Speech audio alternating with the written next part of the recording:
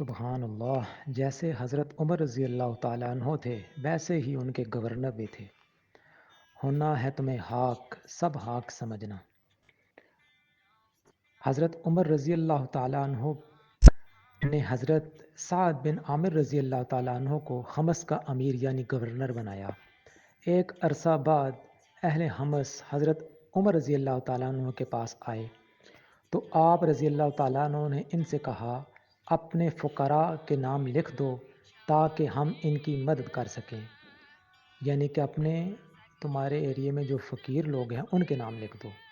انہوں نے فقراء حمص کے نام لکھ کر پیش کیے تو ان میں ایک نام سعید بن عامر رضی اللہ تعالیٰ عنہ کا تھا۔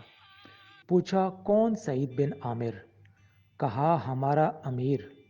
پوچھا، تمہارا امیر فقیر ہے؟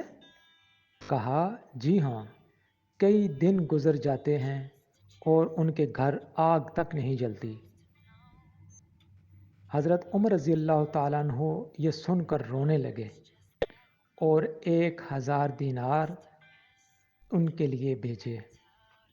جب وہ دینار ان کو ملے تو یکدم پڑھنے لگے، اِنَّ لِلَّهِ وَإِنَّا إِلَيْهِ رَاجِعُونَ۔ بیوی نے کہا، کیا بات ہے، امیر المومنین تو نہیں انتقال کر گئے؟ کہا، معاملہ اس سے بھی بڑھ کر ہے، دنیا میرے پاس آنے لگی ہے، فتنہ میرے پاس آنے لگا ہے، مجھ پر چھانے لگا ہے۔ تو وہ بھی ایک گورنر کی ہی بیوی تھی، کہنے لگیں، اس کا تو حل ہے، راہ خدا میں تقسیم کر دیجئے۔